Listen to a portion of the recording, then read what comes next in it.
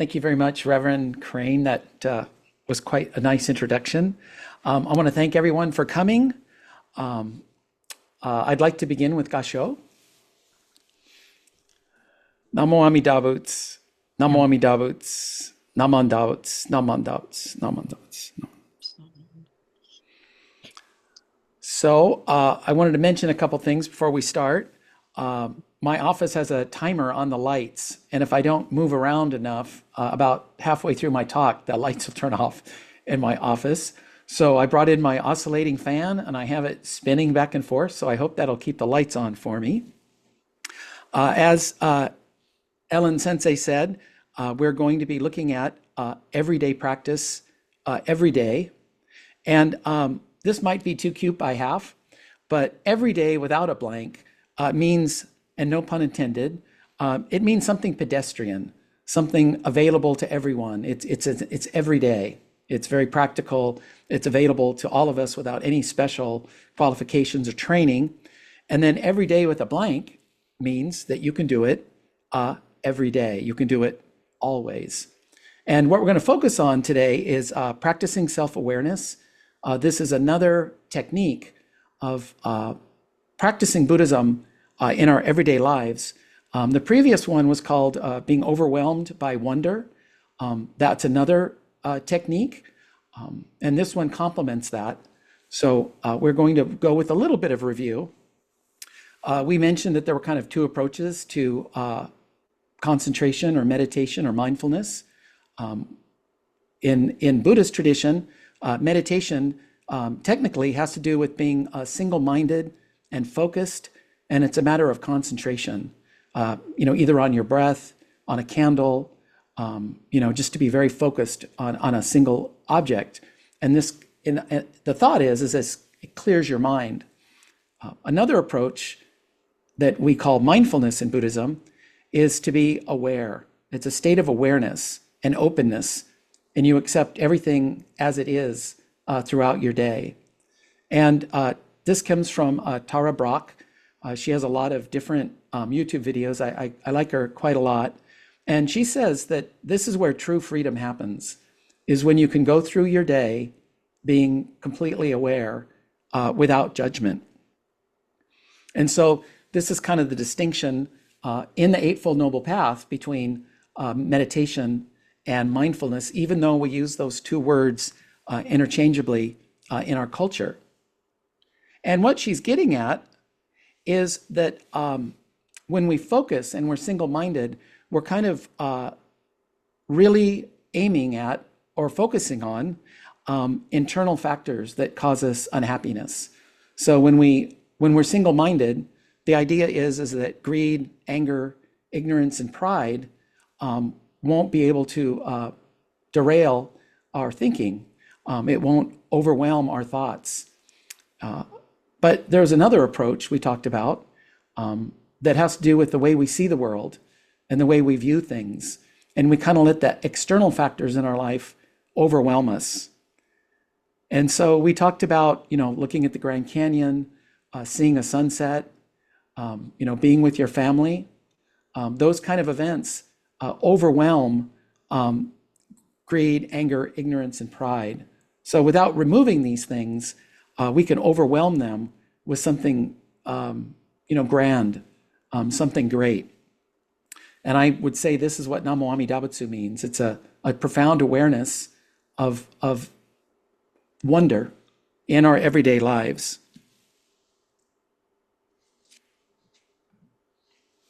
So here's somebody struggling with these internal issues of greed, anger, ignorance, and pride. This is usually kind of more of a monastic training, a monastic background to kind of get control of your thoughts.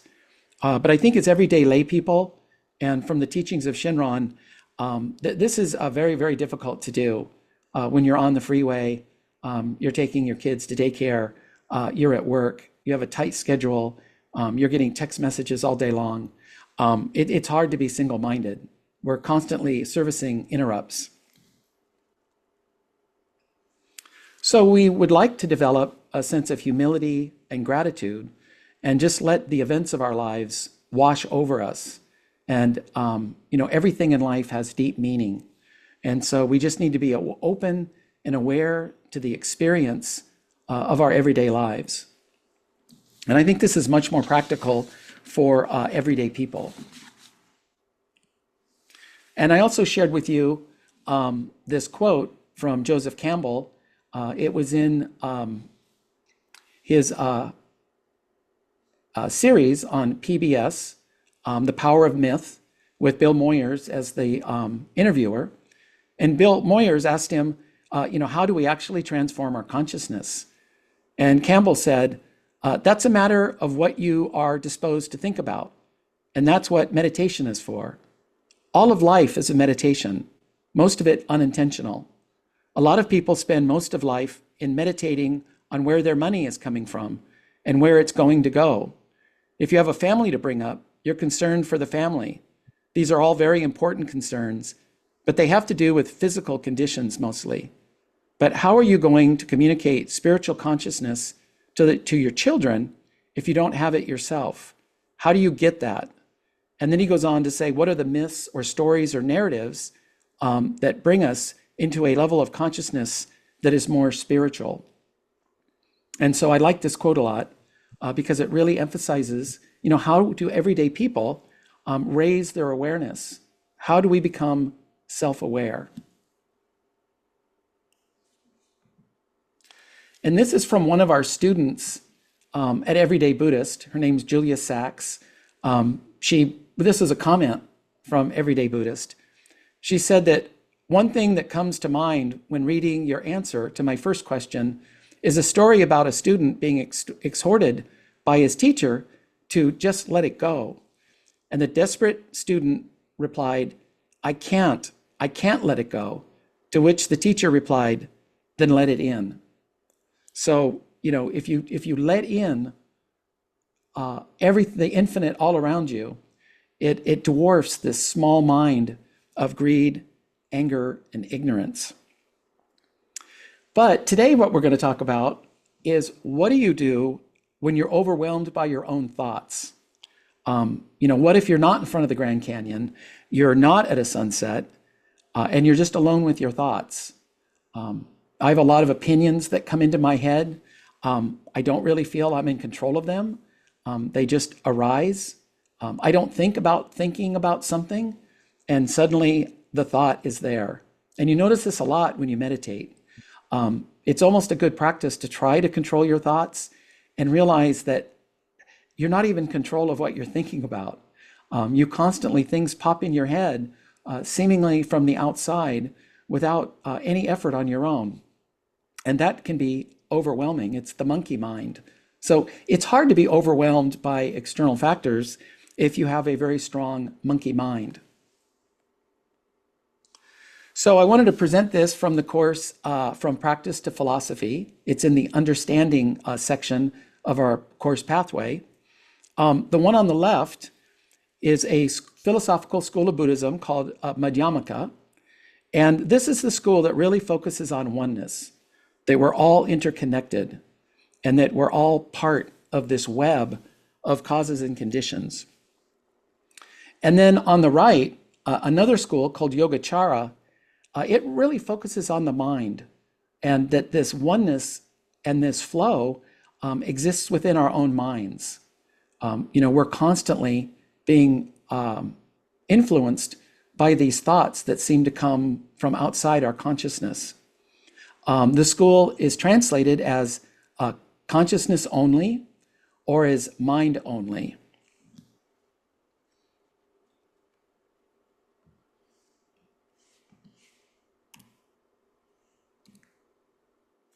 So in the United States, I think, when we think about oneness or emptiness, it tends to be exterior to us. So in my examples, it's the Grand Canyon, it's the ocean, it's the sunset. But this one looks at the flow or the interdependence within our own minds, how our thoughts arise and fall without any effort on our own part. And so this is a very interior way of looking at oneness. And this is one of the famous sayings from this philosophical school that we create the world with our mind. But in the United States, this saying, I think, gets overemphasized, and it can become what they call extreme idealism, where I've read in Buddhist books that, Yogacara claims that there is no reality. It's only your brain, as if you're living in a simulation.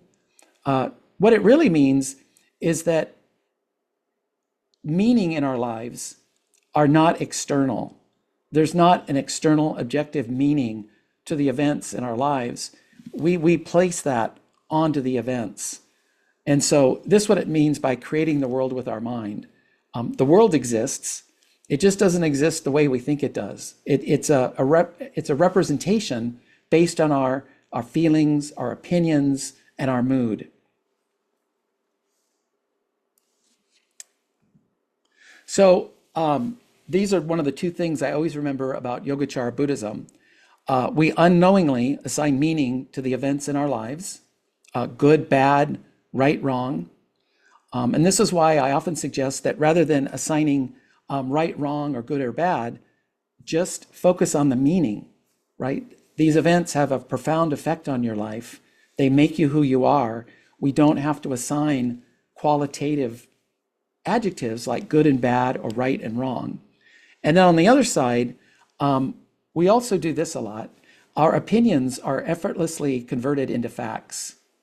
So we do this kind of thing a lot.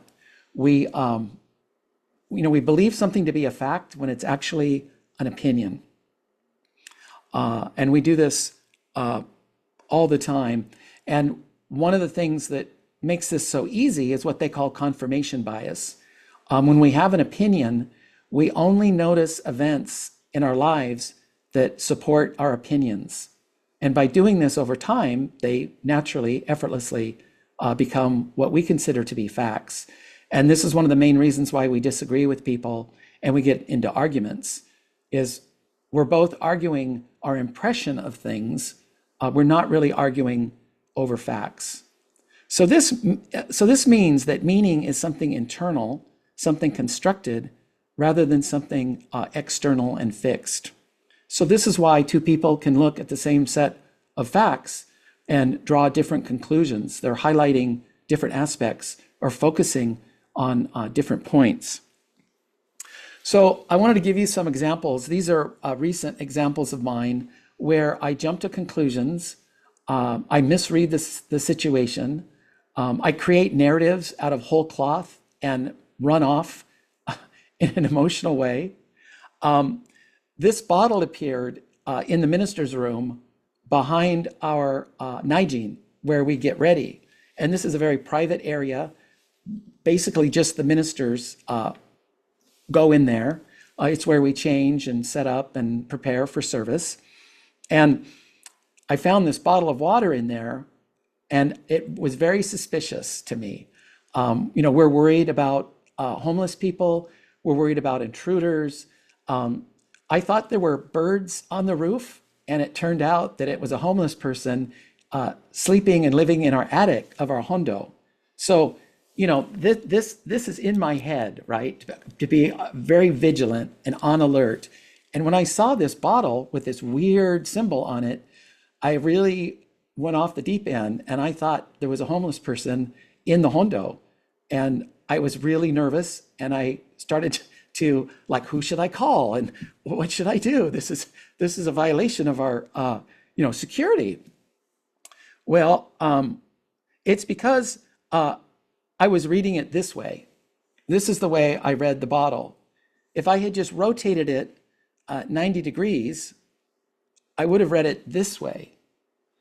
These are the initials of Reverend Matsumi Wondra. It was Reverend Wondra's bottle. It wasn't, nobody had broken into the hondo. Nothing terrible had happened. I just was looking at the bottle 90 degrees off. All I had to do was look at it like this. And if I had done that, everything is fine. It's just, a lot of it is a matter of perspective. So these kind of events in my life really emphasize that it's the perspective we take into the world that affects how we assign meaning. And so we do kind of create the world with our own mind. I created a huge, vast security conspiracy at OCBC because I had looked at a water bottle off by 90 degrees. And then I want to show you another one. There's lots of things in life that we don't notice until we learn about it. It's very, I find it very odd.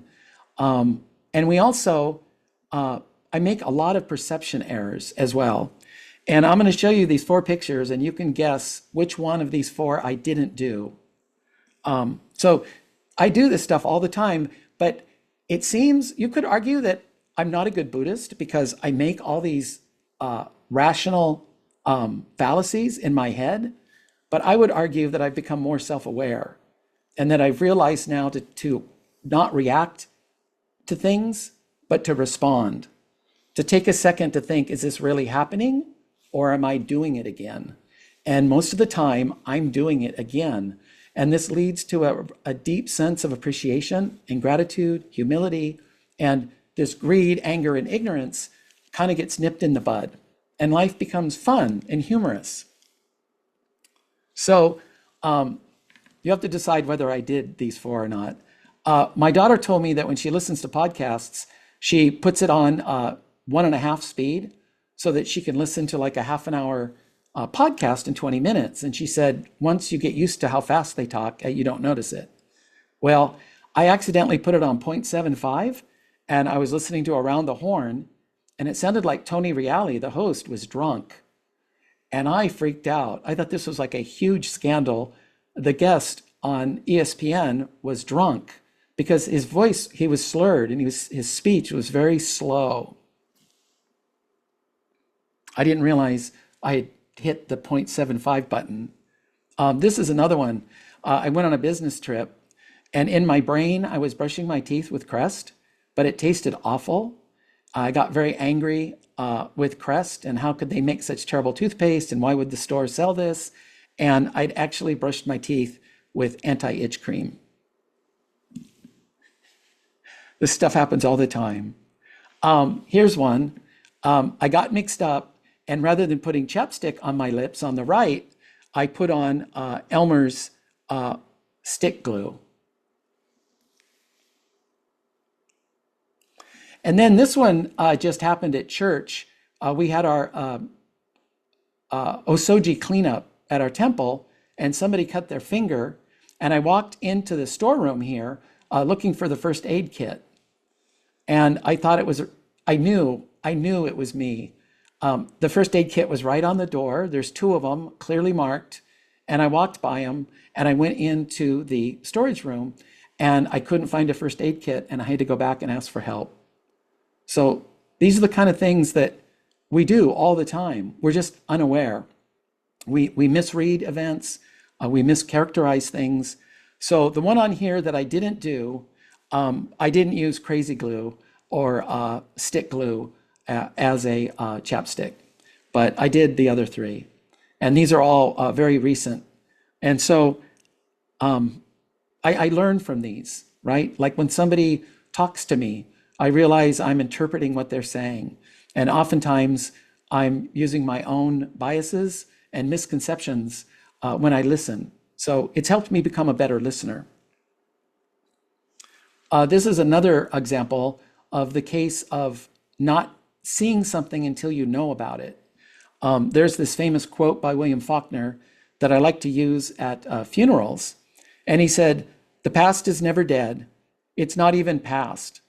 All of us labor in webs spun long before we were born, webs of heredity and environment, of desire and consequence, of history and eternity.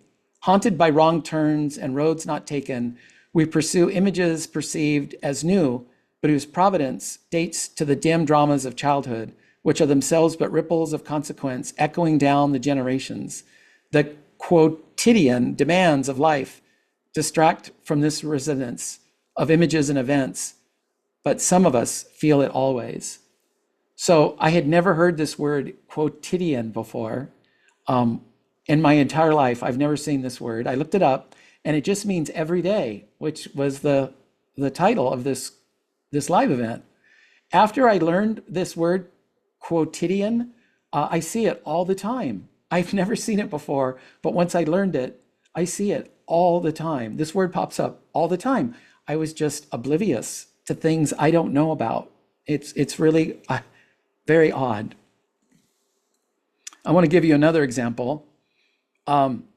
There's a market in Costa Mesa that I'd never been to, I never heard of, called Northgate Mercado. And I took Spanish in high school. I know mercado means market. We took our grandkids there. And it's very high-end Latin food and shopping. This is the food court. And this is one of their De los Muertos statues or artwork.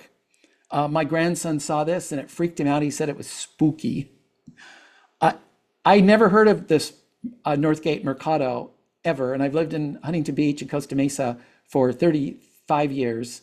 And now, when I drive around OCBC, I saw a woman just yesterday with a Mercado bag, Northgate Mercado bag. When I drive down to Vista and back, I see Mercado trucks all the time delivering supplies. And I found out that, they're all over the place. Everybody knows about this, but I don't know. I live in my own self-created bubble of ignorance. And then this story, I think, could have had huge consequences if I didn't stop for a minute and think. I bought 2 new pair of glasses. One on the left is seeing glasses. The one on the right is prescription sunglasses. I had these glasses. I go to the car wash and I put on my sunglasses and I put my reading glasses or my seeing glasses into the case. And I go to the car wash. Everything works out great. I get home. I swear I threw my reading glasses into Linda's car because we had to go somewhere. And about 5 minutes later, I went to get them and they weren't there. They weren't in Linda's car. And I looked everywhere. And then I ended up not going with Linda because I was freaking out. I lost my glasses. I looked all over my car that had been to the car wash and they weren't there. They're nowhere. I had a flashlight. I went under the seats. So what I did was I drove back to the car wash and I was still calm. And I asked them if anybody had found my glasses. And she said, oh yes, somebody just turned a glass case in and it's Oakley. That's my glass case. That's what I put my glasses in. So I open up the case at the car wash and it even has the Costco cleaning rag inside, which is where I bought my glasses at Costco. But my glasses weren't there. And I couldn't understand why would someone steal my reading glasses? They're of no use to anyone. Well, I didn't blow up. I didn't blame the workers. I didn't have a fit. It didn't make sense. It seemed like they were stolen, but why would anybody steal prescription glasses? So I had another pair of glasses made. And 2 weeks later, Linda asked me to close my eyes and hold out my hands. And she placed this case in my palm with my reading glasses in them. So they had never been lost. They had never been stolen. They were in Linda's car the whole time. Both of us just, I don't know, we couldn't see. When you're anxious and you're upset, you don't think straight. But I didn't blow up at the car wash. I responded kindly.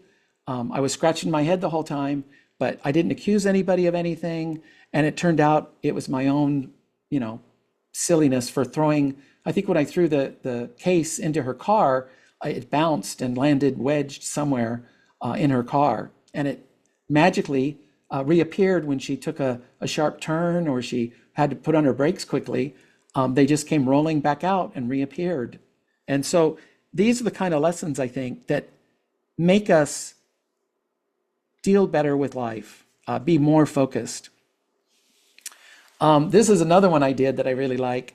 I have an Apple Watch, and it will listen to what you say. I think is it Alexis or Siri? I don't know who it is.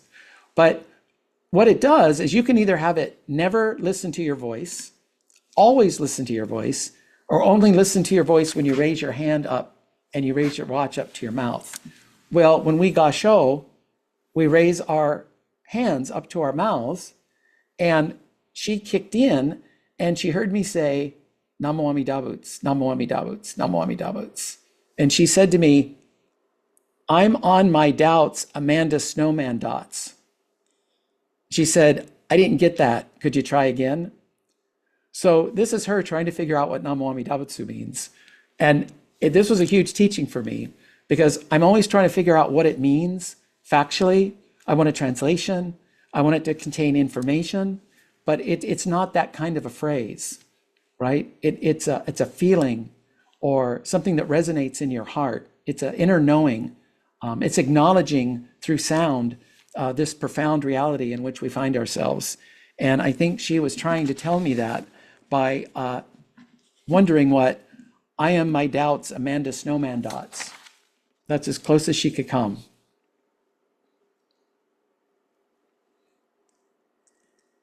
So I wanted to show you another one. I sent away for this book, Fluke. It was recommended to me by Reverend Jerry Hirano. And it's a yellow looking book, but I got the book on the left. So it's a fluke. They sent me a book on cooking.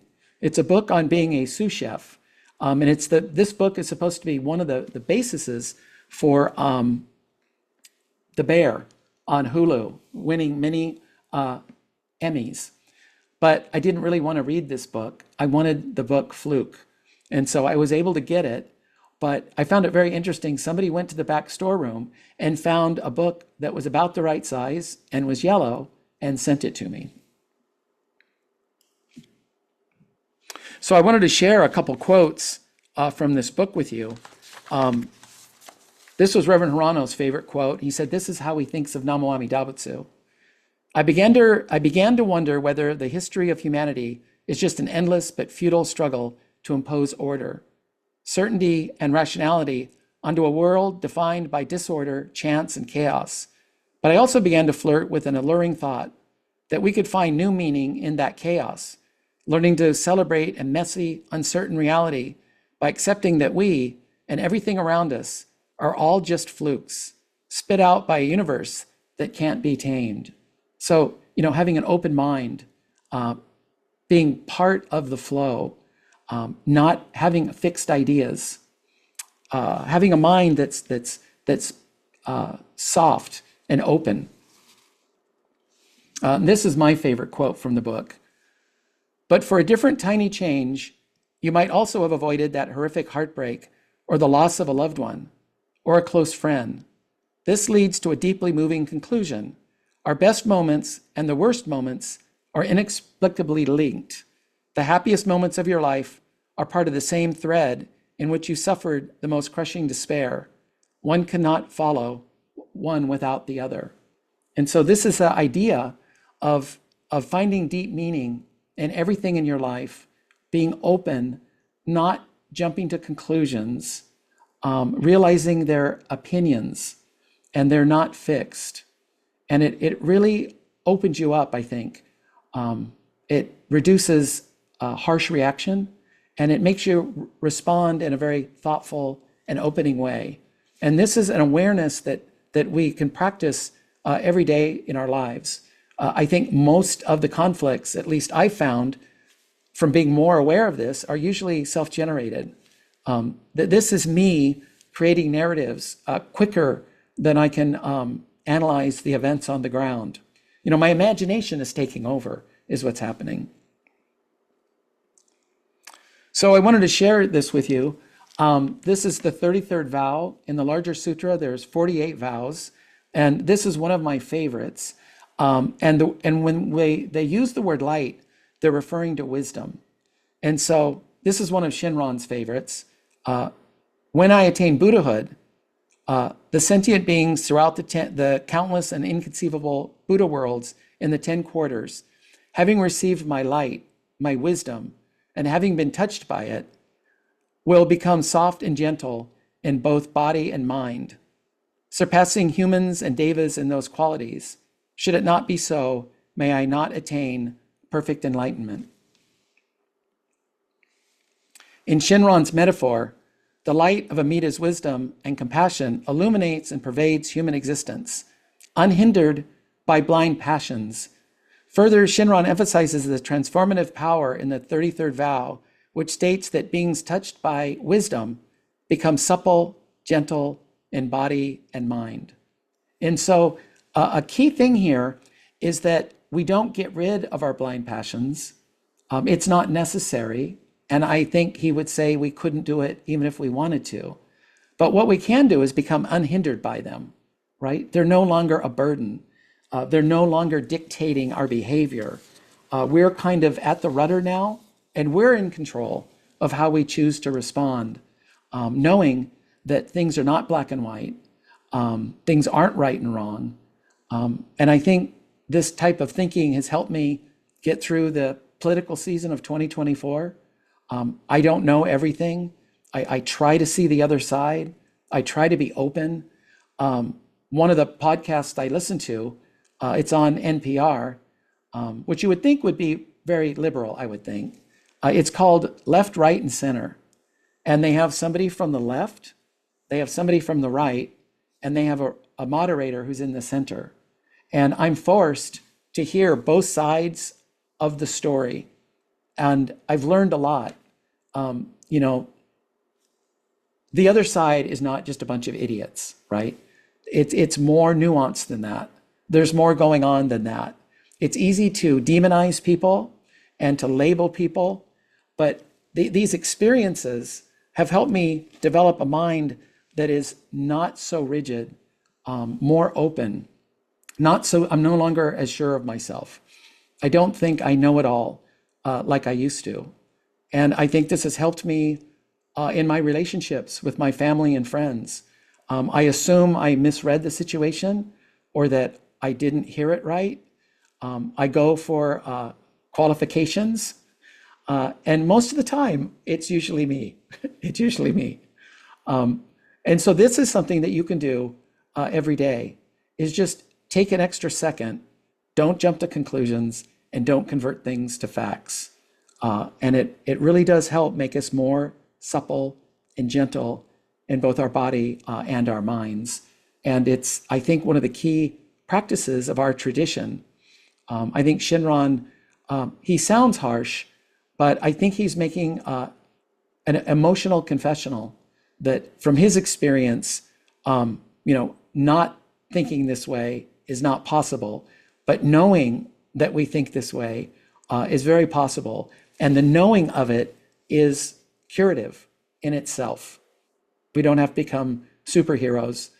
We just have to know who we are and be aware of how our behavior affects those around us. So I wanted to thank you very much. I hope these examples were helpful. I hope I didn't overshare, but these kind of things happen to me on a regular basis. And it's helped me see the humor in life, and rather than being self-critical. So thank you very much.